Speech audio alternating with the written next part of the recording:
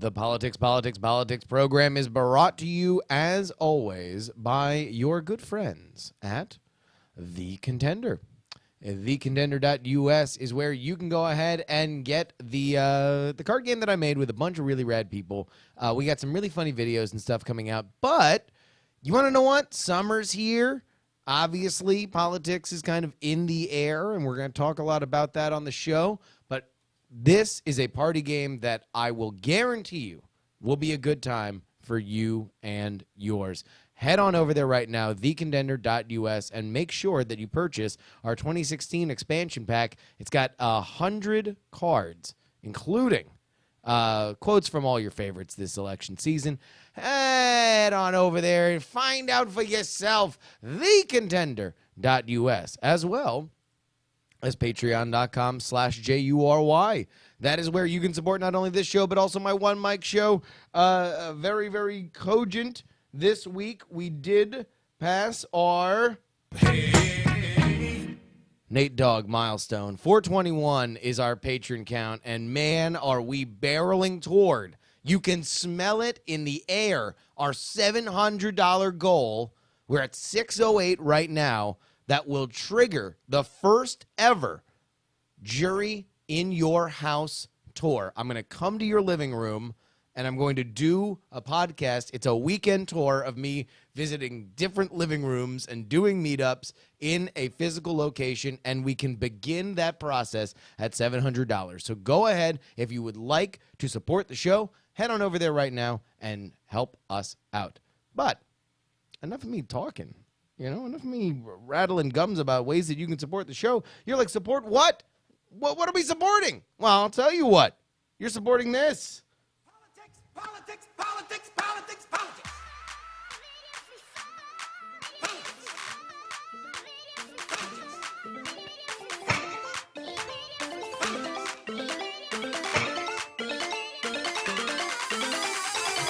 Yes.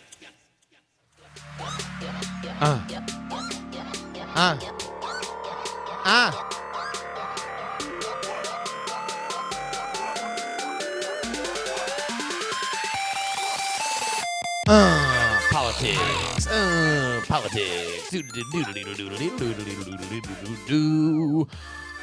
Oh,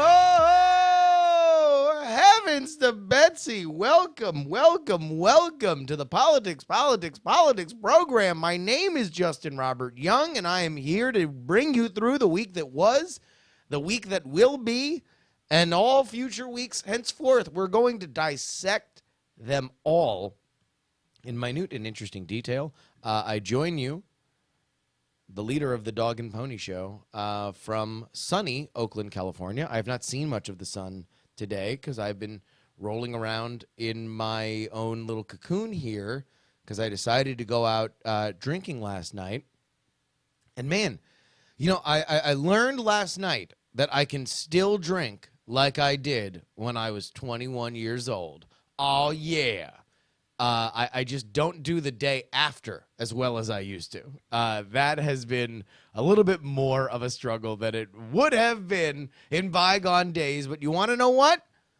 There was no sick days. There are no illness moments for me where I just get to scratch off the schedule. No. We bring to you the Politics program. So much to talk about. New York came and went.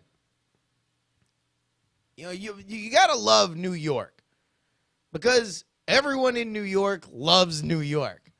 They love New York and New York City, and we're talking about the city, man. If you're in Albany, man, don't worry about what I'm about to say. You in Buffalo? Don't worry about what I'm about to say, all right? You in Rochester? Don't worry what I'm about to say. Manlius? East Genesee? Syracuse?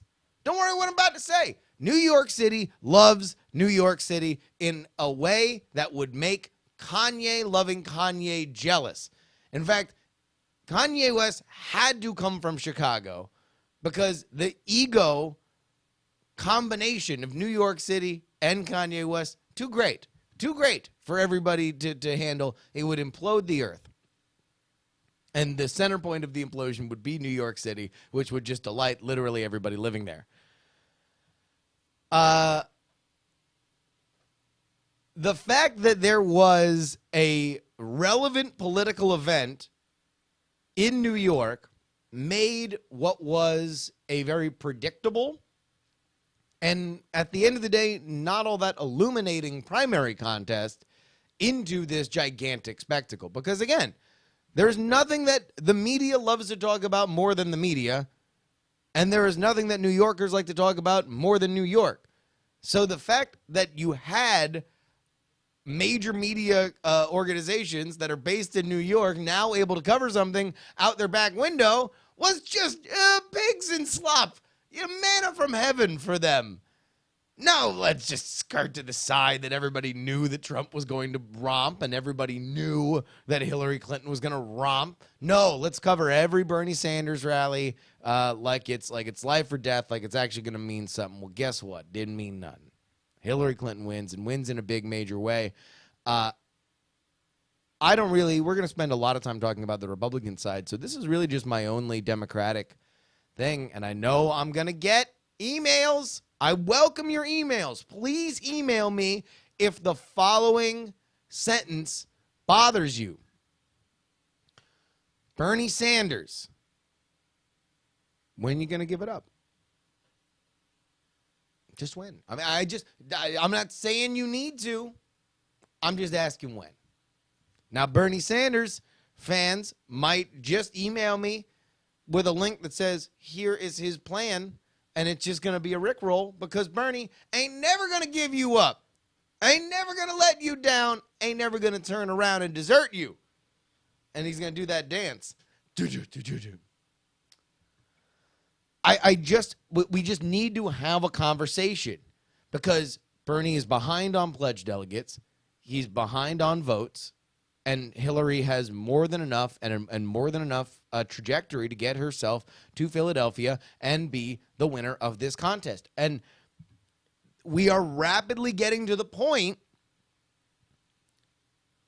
where you need to start thinking about what have we, if we cashed out now, what do we get? And if we continue to run forward with this, is it less than what we would have if we cashed out now? Because, man, I don't want to call Bernie Cinderella, but we might be at pumpkin time, baby. This ball is over. Bernie Sanders is a fleeting moment. And I know that his supporters don't want to hear it, but if he was going to overtake Hillary, he had to do it in places like New York.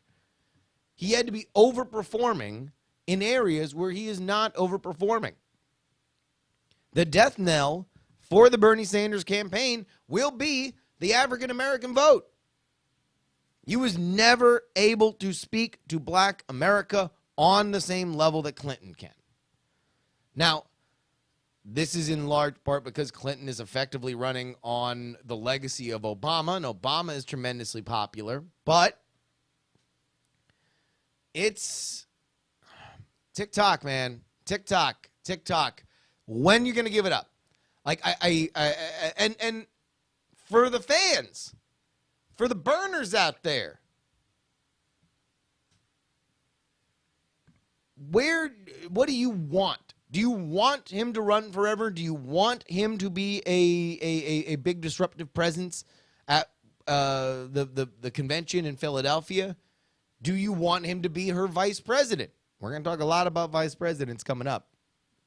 Like, I want to know what your expectations are and where you would like to see this go. Because at this point, I don't see anything. I don't see any rays of light. I don't see any light at the end of the tunnel.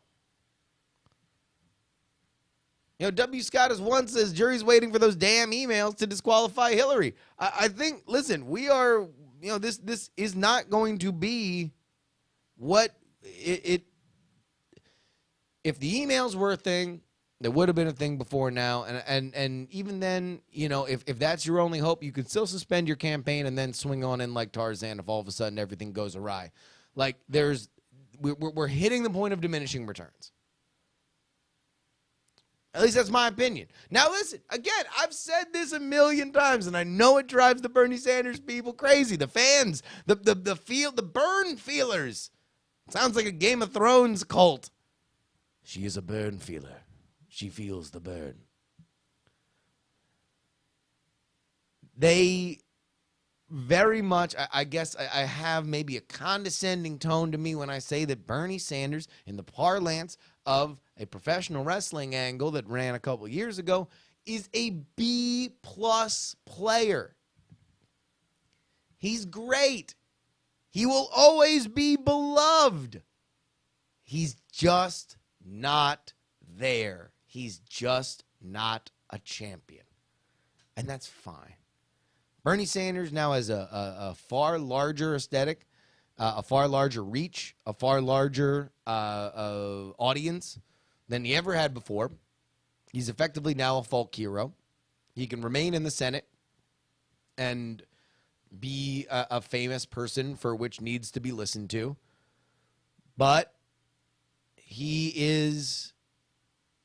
has zero shot. And if what you're going to tell me is that the delegate situation, the super delegate situation, is going to save his bacon, like, super delegates are elected officials, both within the Democratic Party, everyone's within the Democratic Party, I mean, within the party apparatus itself, and people who hold office, public office. How sympathetic do you think they are to a man who only became a Democrat like 45 minutes ago? He ain't never raised money for them. He ain't never held a luncheon where everything costs $1,000 so they could be secured of some seat at a statewide or national office. Like, I mean, someone explain to me, enlighten me. And I understand. I understand the burn feelers. I'm not here to poop on your parade. We are here to take a cold and calculated look at the chessboard, and I just don't see no moves. And that's what we learned about New York. Donald Trump has a tremendous showing in New York, and so that gives us a chance to swing on over to the Republican side. I don't quite, this was something that was kind of, it is known, Khaleesi, that he was going to have a good day. He winds up getting over 50% of the vote, which triggers another X amount of pledged delegates to go his way. He now is marching into a couple major states, the likes of which you really have to watch. What his outreach is to Pennsylvanian delegates. Because Pennsylvania is a major thing, and it will be a test for Donald Trump to see exactly how serious he is with his delegate wrangling. Because to win Pennsylvania only gets you 17 delegates. Now, the state itself has 70-something, but I believe 54 of those delegates are uncommitted. If Donald Trump is serious about getting this nomination on the first ballot, i.e. getting to 1237 delegates by the time that they roll into Cleveland, Ohio, then he needs to wrangle. And he has not been a wrangler. Man, his jeans are uncomfortable as hell because they ain't wrangling like they should be. He's not playing touch football with Brett Favre out there in that Louisiana meadow. He is the anti-wrangler. He's had circles run around him by the Ted Cruz operation. There's a great piece about delegate wrangling on 538.com. You should check that out. But what is also becoming very, very clear is that Ted Cruz and John Kasich are both in a very weird position because they both want to be power players and as powerful as possible as they can be by the time that a second ballot comes around. The only problem with that is they need to get to a second ballot. If Donald Trump gets 1237, it's over, Johnny. It's over. And at that point, you might as well have just packed up your stuff past Florida. And yet they're both in it. And yet they're both sniping at each other. Kind of reminds me of one of those pivotal moments on the series Lost. You know, you'd have Jack, and he's gathered everybody around a bonfire. Some new and terrible threat had been revealed to them, or they were dealing with dissension within their own ranks. And Jack would feel, you know, he'd get this very, very pained expression as the tortured leader of this ragtag group, and just say, "We're gonna live together, or we're gonna die alone." And that's my lesson to John Kasich and Ted Cruz right now. Y'all ain't gonna win the big match, all right? It's over for both of you. You both admitted that you can't get to 1237 and you're playing for a second ballot. Now, that's a legit strategy because it looks like Donald Trump can't get to 1237 if certain projections hold, right? And he remains incompetent about trying to wrangle delegates. But you got to be a tag team. I mean, this is a classic case. For whatever reason, I'm relying heavily on wrestling analogies this week. But you need to take two guys who can't connect on the main event and put them together as a tag team. They can be beloved as a tag team in a way that they couldn't as single stars, because the only way that they continue to deny Trump delegates by way of their organization is if they target congressional districts. So you guys know, for those of you who are not aware and are not following this season, which, I mean, that's why you're listening, is so I can do it for you, and that's fine. The way that delegates get awarded in many ways, including what will be the biggest in California, is by congressional district. So that's why you saw awkward things like Ted Cruz and John Kasich going into the Bronx, where there are 9 Republicans, and they wanted to shake hands with all 9 and then decide who is going to get the amount of delegates that come out of that congressional district. In California, you are going to see more awkwardness like that, and Ted Cruz and John Kasich and Donald Trump, probably not Trump, because he's not good at this, they will go to places like San Francisco, where there are 9 Republicans, and they will glad hand and do that. So here's the problem, though. If everybody goes to the same places and you're taking shots at each other, you now just do what you're doing right now, which is splitting the vote. Let's go ahead and take a look here at real clear politics, just so you guys can get a sense of what is happening nationally when it comes to this vote. So this is in Indiana. This is a huge state right here, Indiana. Donald Trump has 39, Ted Cruz has 32, John Kasich has 19. If you were to assume the idea that John Kasich is more popular with, that Kasich voters, if Kasich were to drop out, would go to Cruz, then there's that. Pennsylvania, you have Cruz and Kasich effectively at the exact same number, 24.6, 23.6 in the Real Clear Politics average. Same thing in Maryland. This time it's Kasich up, 26.3, Ted Cruz 24.5. They are splitting the never Trump vote. And that's fine when it comes to a lot of these bigger states, you know, in terms of the statewide election. It is not fine if you are not coordinating who gets what county and which of the two are more likely to beat Trump into that congressional district. And if they don't do it, if they can't do it, if they continue to fight over whatever shrinking sliver of hope that is left for them, then Donald Trump's just going to get 1237 and the whole thing's going to be pointless.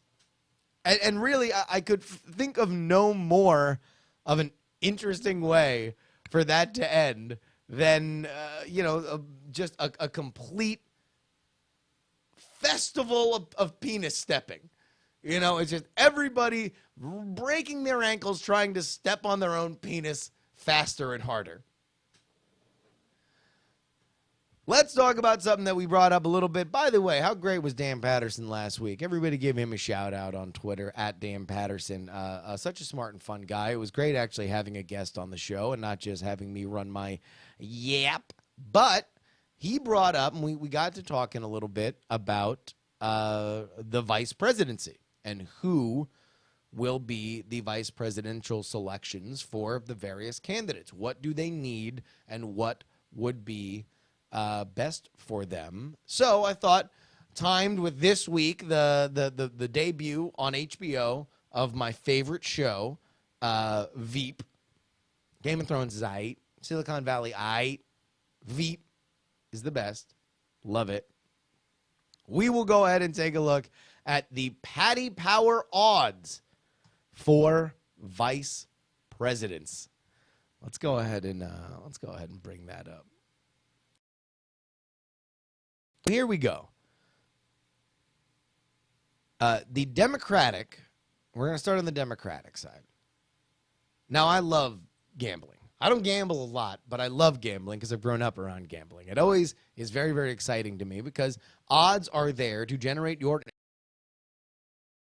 best you can to spread as much money on both sides, because the way that professional gambling houses actually make money is by charging a VIG, right? You know, a transactional fee. And so they just want as many transactions as possible.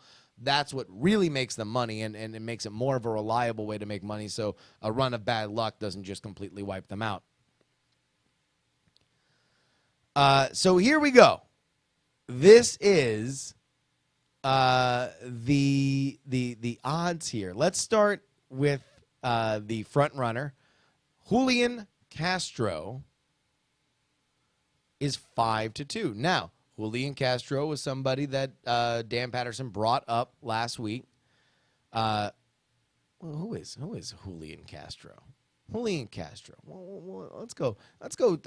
You know, trip down Wikipedia lane. Julian Castro. Julian Castro is an American Democrat politician who has been in the United States Secretary of Housing.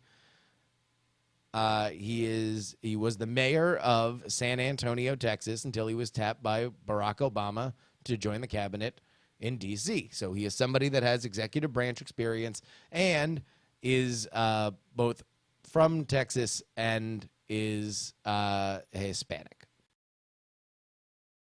That's certainly, if Hillary Clinton likes Julian Castro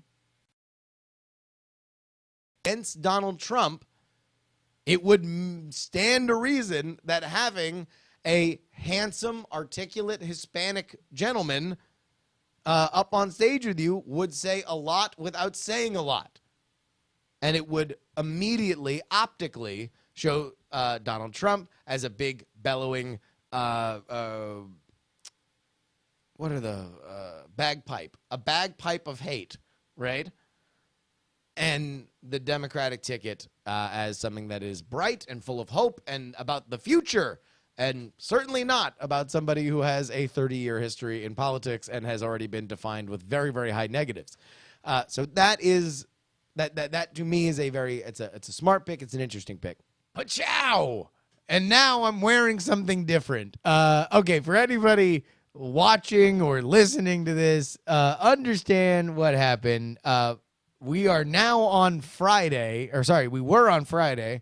Now we're on Saturday. We had some technical difficulties. So if you're watching this on video, it would be weird for me to not acknowledge the fact that I'm wearing something different. If you're on audio, then I'm probably just going to keep going compared to what we're doing. So this is a reconstructed episode, just so you know, because myself, and I, Justin Robert Young, like to keep it 100 with you, the politics viewer and listenership.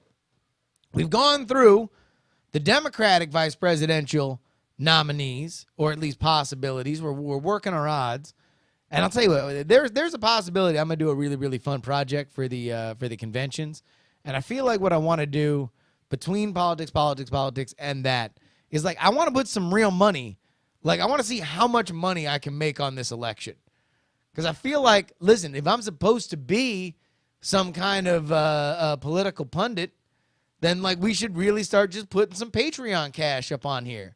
In fact, I'm gonna make that a Patreon goal. We're gonna, right now we're at 608. At 625, I'll just start betting randomly on the election, and we'll just see. Maybe I can make money on this, and otherwise we won't. So let's go through the odds here on the Republican presidential nominee possibilities. Bring it up right here. Number one, with a bullet, John Kasich, 11-4, the prohibitive favorite. Now, this is obviously very so this is on the idea that either John Kasich is the prohibitive favorite because both Donald Trump and Ted Cruz would need him, or him being on their side would be huge to get through the convention. So that makes sense. Although, that's a very 1960s kind of pick, right? Like, that's a very, all right, we'll take this hanger-on and put him on the ticket, and not a modern idea, which is like, no, you want to know what? As popular as a dream ticket often is, Obama, Hillary, stuff like that, it is very, very, very often in reality not true because or not feasible, because the people want to do, the people that would be on a dream ticket have bigger aspirations and don't necessarily think that the vice presidency is or at least a shot at the vice presidency is really what they want to do. John Kasich seems like a likely pick here because why else is he in the goddamn race, right? Like, he's not going to win. He just wants to be a power broker. But aside from him being able to go to his hometown convention and kind of stroke, like, there's literally no other reason. He should just drop out and endorse somebody, and he'd get the same kind of clout that he would if he was just there with the convention. So you got to figure at least the idea of a vice presidency is interesting. And it's also kind of the immediate, especially if Donald Trump is within a frog's hair of 1237, the idea that people who are friendly to John Kasich would go and vote for him on the first ballot, even though Trump is short, under the idea that that Trump Kasich would be the ticket, like, could actually just sew things up without Trump getting to 1237. So there is that. But we don't like safe odds, right? Like, we're not here to lay 1,100 to get 4, right? We want some sweet odds, right? We want some, laying 400 to get 11. Mitsula's probably yelling at his our Vegas odds maker friend. Mitsula's probably yelling at his phone right now. So let's go down and let's get some interesting odds, right? Because it falls off pretty quick. Chris Christie 4-1, Nikki Haley 5-1, Marco Rubio. I miss doing the Marco Rubio pole dance. 8-1, Jeff Sessions 9-1, Susanna Martinez, Ben Carson, Ted Cruz. And then from there, it just gets real silly. We got a lot of silliness going on here. So who do I like in this column? Susanna Martinez is the governor of New Mexico. I like her. She endorsed Marco Rubio, so she would have to be talked into it. But Susanna Martinez, to me, seems like a very interesting Trump VP pick. She's the one who instituted the harsher rules for New Mexico in terms of people having to prove that they were citizens if they were stopped by a cop. So she's got that cred that Trump loves so much, but seems to be an anti-Trump guy, girl, gal, lady, president, whatever. I like that. I like a sideline Susanna Martinez thing. Or Ted Cruz is going to have to win over that Trump contingency if he prevails at a contested convention. Getting way hawkish on the border would be something that's smart for him. This race, man, I'll tell you what, this is a crapshoot. This is like betting on children's T-ball, this VP thing. But I really like how reckless this is. I also like Nikki Haley. If you're running against the idea of the first female president, having a female vice president, a strong female vice president that, understand that the vice president is traditionally your attack dog. Now, I don't know if Donald Trump needs an attack dog, considering how reckless he is with what he says, but traditionally that's the role. So Nikki Haley being able to go after Hillary Clinton and saying, oh, by the way, not only am I a lady, but also hashtag check your privilege as an Indian American, that's very interesting. That's an interesting perspective for Nikki Haley. And she's got conservative bona fides. Could be an interesting pick. She's at 5-1, but I like laying money on the ladies here. Nikki Haley at 5-1, Susanna Martinez at 10-1. Let's take a look at the silly stuff. We got Carly Fiorina at 20-1, Paul Ryan at 20-1. Man, Paul Ryan should be at 100,000 to 1. There is literally no way that Paul Ryan is getting into this race. Scott Walker 33-1. Mike Pence. The listeners to the Jury Show will be very excited by the name Mike Pence, because we have a listener for which has come to the defense of Mike Pence before, and this is earlier in last year, and was talking up Mike Pence as a guy who was building himself a pretty sweet resume to possibly have a presidential run, and then wound up getting caught up as the governor of Indiana in a lot of that, I don't want to bake a gay birthday cake kind of nonsense. And now, so good for him. He's on this list at 33-1, but I think it is telling that he is between Scott Walker at 33-1 and Sarah Palin at 40-1. That shows you exactly how serious he might be as a selection. Meanwhile, Condoleezza Rice, Bobby Jindal, Joe Scarborough. If you want to get really crazy, that would be maybe my favorite way to get really crazy. Trump Scarborough 2016 would be maybe, I think I'd explode in joy. I would explode into light. I would be sitting here in front of you, and then all of a sudden I would not be here, but rather a blinding flash of light followed by a stream, and I'm talking about a tsunami of confetti would just be there in front of you, because that's how excited I would be, because it would be such a cluster. Rand Paul, Rudy Giuliani, Newt Gingrich, Mitt Romney, Donald Trump. Donald Trump at 66-1. So it shows you what the odds makers think in terms of who's going to win. Ted Cruz is at 14-1. Donald Trump's at 66-1. Long odds for both, but Trump longer than Cruz. Befitting of where they are right now, of course. Rudy Giuliani, I like as a long shot. Newt Gingrich, I like as a long shot. I feel like Newt might be my favorite long shot, because if there's one thing that Newt loves, it's power. And if there's one thing that Newt loves more than power, it's being known as smarter than you. And if Newt can get Trump elected and be the one to say, hey, man, I saw this coming forever ago. I don't know why y'all didn't listen to me. I'm Newt Gingrich. You know how smart I am? I think that might be appealing to him. I like Newt Gingrich at 50-1. This is, all right, so I think if I'm going to rank my bets, I like Newt at 50. I like Susanna Martinez at 10-1. I like Nikki Haley at 5-1. As far as long shots go, I think he's the best. Of the middle ones, I mean, I don't know. Rob Portman, probably.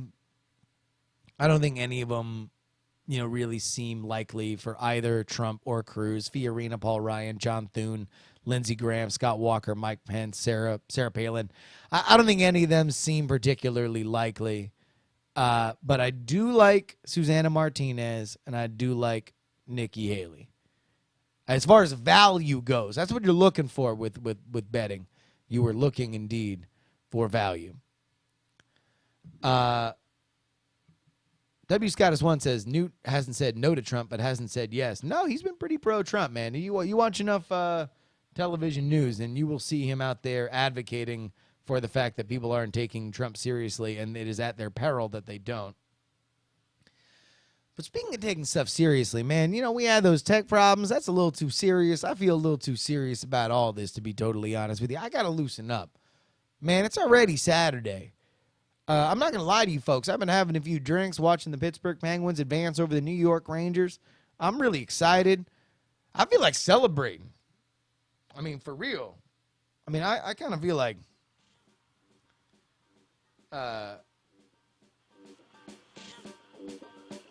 maybe we should just take this one downtown. I feel like maybe, we should take a look. Come on. Get on your finest. Strap on that door, because this is... Get on the floor if you got that booty.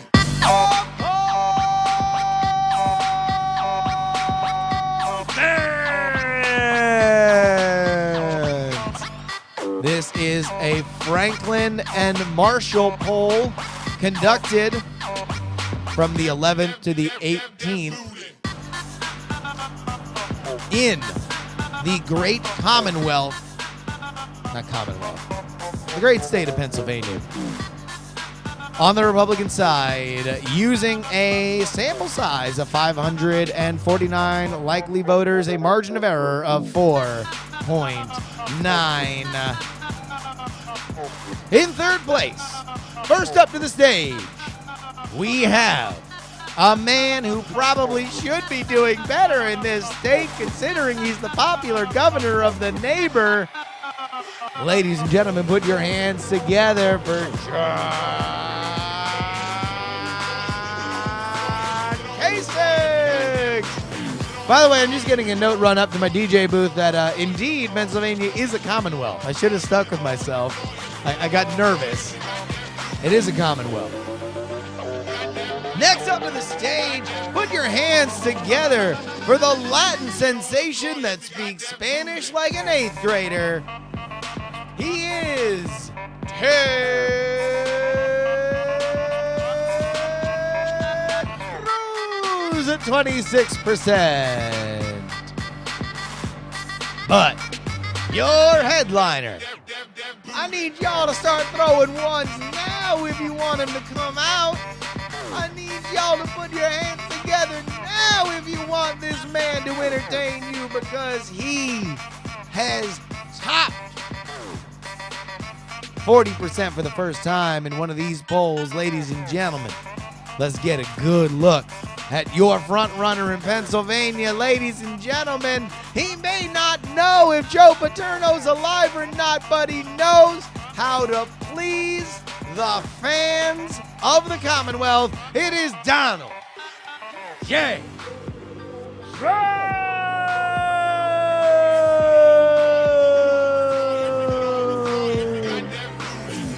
And in case you can't do math, that is a spread of plus 14.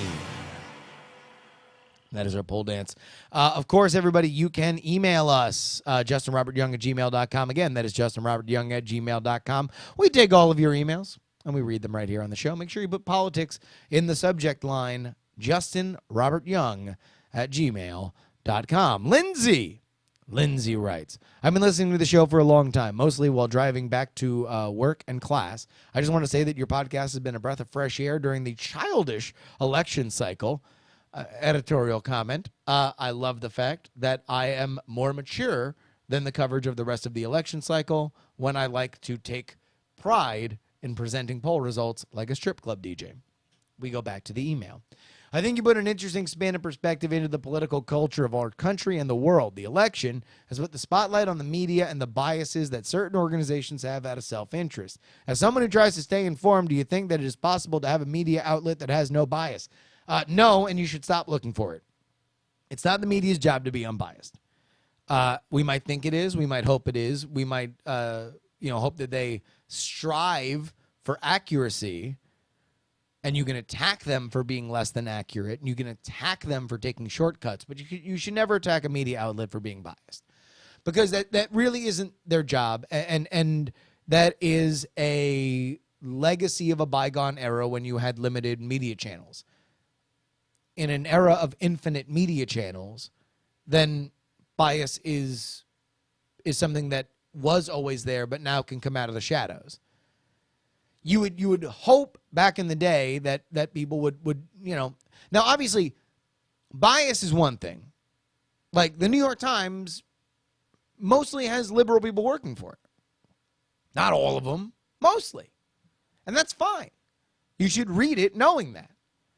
You should read Breitbart as knowing that that is unlike the New York Times, it is a stated, objective to rally around and bring the truth to conservative media in the same way that Mother Jones is on the liberal side. So, where it gets controversial and where people get upset is when you say things like the New York Times has a lot of liberal reporters on it, that the Washington Post has a lot of liberal reporters on it, and a lot of liberal editors. But, again, that ain't bad. You should just know that going into it. Is that hard to keep track of? Maybe. But at the end of the day, that's the price of being informed. Sam from Michigan says, Bernie Sanders' October surprise is going to be him releasing a YouTube video of him doing the Do It Like Bernie dance, isn't it? Sam, we can only hope that we live in a world so beautiful as the one in your head. And finally, John writes, I was listening to you and Dan Patterson casually talk about the Clinton versus Cruz general as if it were a sure bet. I know this election cycle has been a juggalo rodeo on acid, but Cruz has been barely able to muster 30% of his own electorate's vote, even with the establishment's eventual backing. All of the most Cruz-friendly states have already voted, and he's not even a close second. Trump is likely to end the race with a double-digit lead on him and only about 100 delegates short of the first ballot nomination. So are we really so sure that the RNC is willing to risk the fallout of nominating such an unpopular candidate, especially one who they only hate slightly less than Trump? Are we just going to ignore how bizarre this particular detail is? Have we really been so desensitized? Sure, I may be a left-leaning independent from one of the nation's bluest states, but I can't imagine there still being a Republican Party if they pull something off like that. Is Cruz 2016 really the hill Priebus will choose to die on? And for the record, I'm not a Trump booster. In fact, I'll be voting for Gary Johnson in the general, and I voted for Ben Carson in the New York primary because I thought it was funny that he was still on the ballot. Well, he would certainly judge you by the fruit salad of your life, and he would judge that fruit salad to be delicious, John. So let's go through this because I think we might have been a little flippant on the last podcast. The idea that Cruz would be the guy is reflective of a few different things. Number one, that Trump would not be able to secure 1237 by the time that the convention comes around, and that Cruz has been far more effective at putting his own people in as delegates that on a second vote would be favorable to him, and that Trump has been so abysmal about doing that.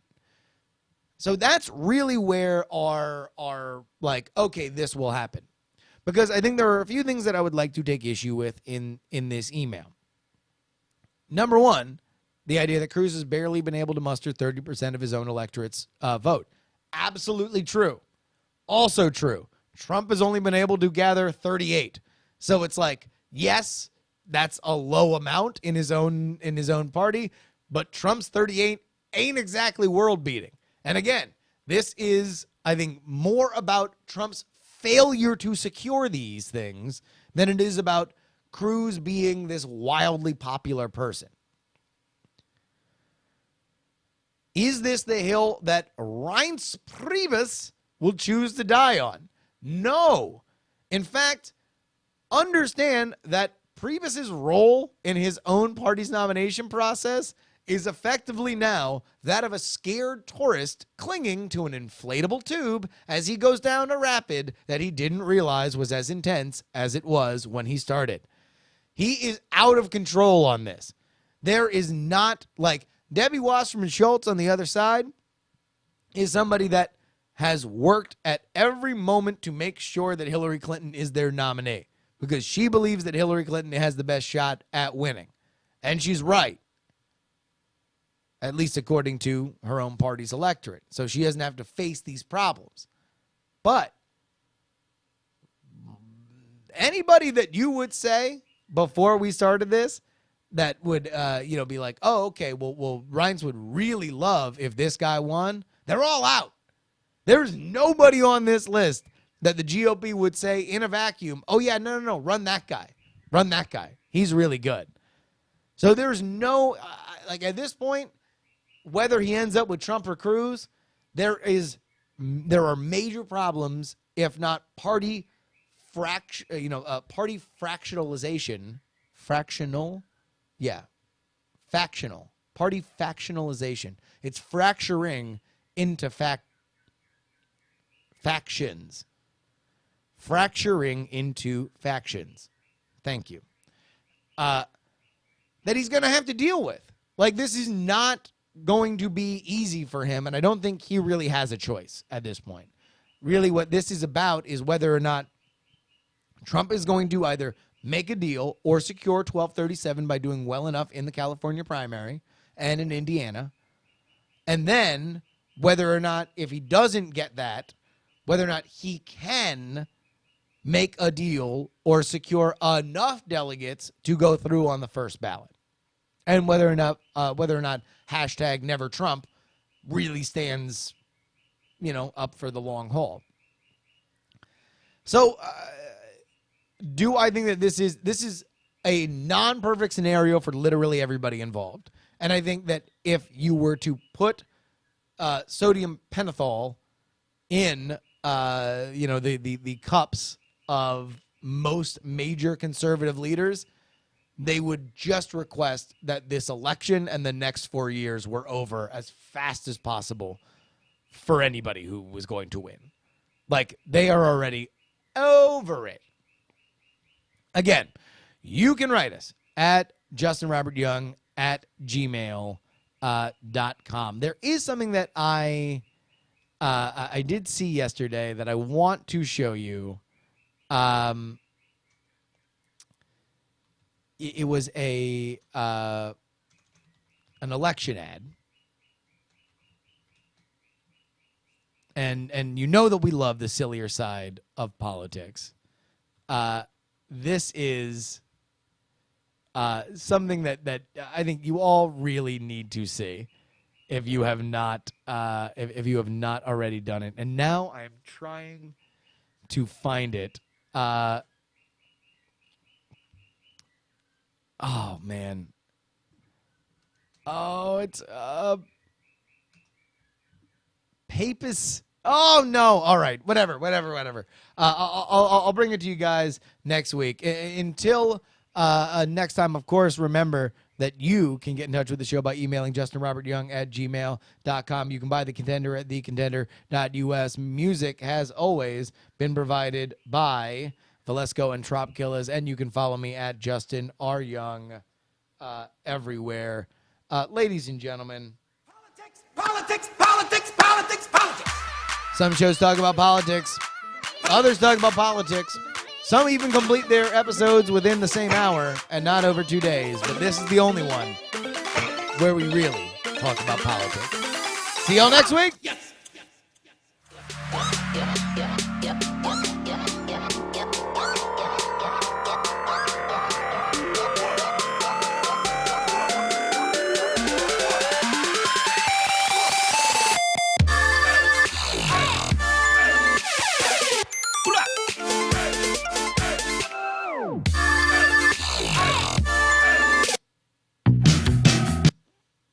Diamond Club hopes you have enjoyed this program.